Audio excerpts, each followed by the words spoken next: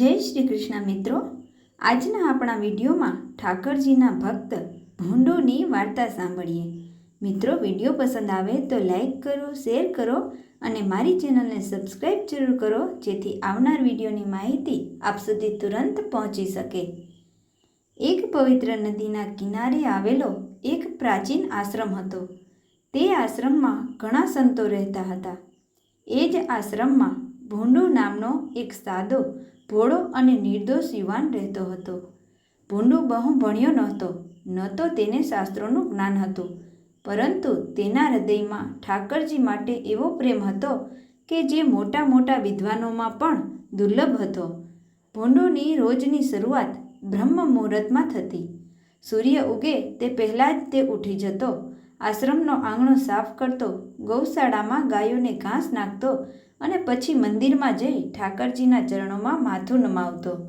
તેની પાસે એક જ પ્રાર્થના હતી: હે ઠાકરજી, મને ક્યારેય તમારાથી દૂર ન કરશો.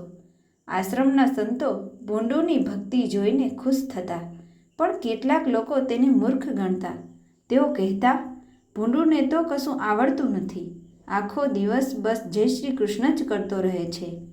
પણ ભૂંડુ કોઈની વાતનું ખોટું ન માનતો. તે હસીને કહેતો, મને તો મારા ઠાકરજીનું નામ જ સૌથી મોટું જ્ઞાન છે. એક દિવસ આશ્રમના મહંતજીએ બધા સંતોને કહ્યું, કાલે ઠાકરજીનો વિશાળ ઉત્સવ છે, બધા તૈયારીમાં લાગી જાઓ. આશ્રમમાં ઉત્સવની તૈયારીઓ શરૂ થઈ ગઈ. કોઈ ફૂલો લાવતું હતું, કોઈ રસોઈ બનાવતું હતું અને કોઈ મંદિર સજાવતું હતું. ભૂંડુને કામ મળ્યું કે જંગલમાંથી સૂકા લાકડા લાવવાના. તે ખુશી ખુશી જંગલમાં ગયો. લાકડા ભેગા કરતાં કરતાં સાંજ પડી ગઈ. પાછા ફરતી વખતે અચાનક ભારે વરસાદ શરૂ થયો. વીજળીના કડાકા ભડાકા થવા લાગ્યા.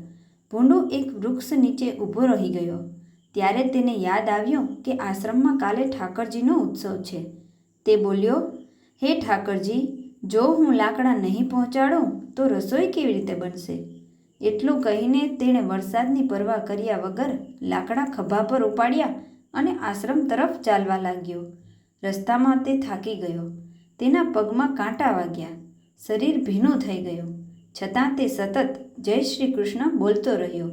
અચાનક એક શ્યામ વર્ણનો સુંદર ગોપાળ તેની પાસે આવ્યો. તે બોલ્યો, ભાઈ, તું બહુ થાકી ગયો છે, ચાલ હું મદદ કરું. ભૂંડુએ કહ્યું, ના ભાઈ, આ તો મારા ઠાકરજીનું કામ છે. પણ ગોપાળે જબરદસ્તી અડધા લાકડા પોતાના ખભા પર લઈ લીધા.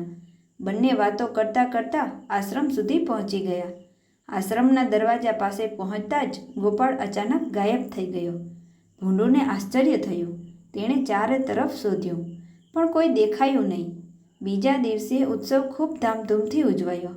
મહંતજીએ જ્યારે ઠાકરજીને નવા વસ્ત્ર પહેરાવ્યા ત્યારે સૌ આશ્ચર્યચકિત થઈ ગયા. ઠાકરજીના ખભા પર કાદવના ડાઘ હતા અને પગમાં નાના કાંટાના નિશાન હતા. મહંતજી ચિંતિત થઈ ગયા. રાત્રે તેમને સ્વપ્નમાં ભગવાન શ્રી કૃષ્ણ દર્શન આપ્યા.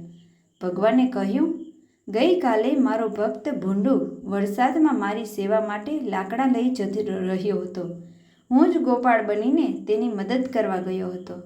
આ કાદવ અને કાંટાના નિશાન એ જ સમયના છે. સવારે મહંતજીએ બધાને આ વાત કહી. સંતોની આંખોમાં આંસુ આવી ગયા.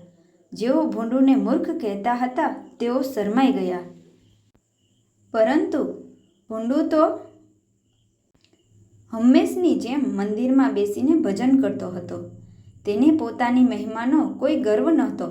સમય પસાર થતો ગયો. એક દિવસ આશ્રમમાં ભયંકર દુષ્કાળ પડ્યો. અનાજ ખૂટી ગયું. પાણીની તંગી થઈ. લોકો આશ્રમ છોડીને જવા લાગ્યા. પણ ભૂંડુ રોજ ઠાકરજી પાસે જઈને કહેતો, આ આશ્રમ તમારું છે, તમે જ તેની રક્ષા કરશો. એક સવારે દૂરના ગામમાંથી અનેક ગાડા અનાજ લઈને આવ્યા. ગાડાવાળાએ કહ્યું, ગઈ રાત્રે મને સ્વપ્નમાં શ્યામ સુંદર ભગવાને કહ્યું કે આ અનાજ આ આશ્રમમાં પહોંચાડી દે. આશ્રમ ફરીથી સમૃદ્ધ બની ગયો. હવે બધા સમજી ગયા કે ભૂંડુની પ્રાર્થના સીધી ઠાકરજી સુધી પહોંચે છે. વર્ષો વીતી ગયા. ભૂંડુ વૃદ્ધ થઈ ગયો. એક દિવસ તે મંદિરમાં બેઠો બેઠો ભજન કરી રહ્યો હતો. રાધે કૃષ્ણ, રાધે કૃષ્ણ. અચાનક મંદિર દિવ્ય પ્રકાશથી ભરાઈ ગયું. સામે સ્વયં શ્રી કૃષ્ણ અને રાધાજી પ્રગટ થયા. શ્રી કૃષ્ણે પ્રેમથી કહ્યું, ભૂંડો, તો આખું જીવન મારી સેવા અને ભક્તિમાં વિતાવ્યું છે. હવે મારા ધામમાં આવવાનો સમય થયો છે. ભૂંડોની આંખમાં આનંદના આંસુ આવી ગયા. તે બોલ્યો, પ્રભુ, મને બીજું કશું નથી જોઈએ. બસ તમારા ચરણોમાં સ્થાન આપજો. ભગવાને તેને પોતાના ચરણોમાં સ્થાન આપ્યું. એ દિવસે ભૂંડુનું શરીર ભલે પૃથ્વી પર રહ્યું, પરંતુ તેની આત્મા સદાય માટે ઠાકરજીના દિવ્ય ધામમાં પહોંચી ગઈ. આજે પણ એવું કહેવાય છે કે જે ભક્ત નિષ્કપટ હૃદયથી ભગવાનનું નામ લે છે તેની મદદ કરવા ઠાકરજી જરૂર આવે છે, જેમ તેઓ પોતાના પ્રિય ભક્ત ભૂંડુ માટે આવ્યા હતા. જય શ્રી કૃષ્ણ. રાધે રાધે.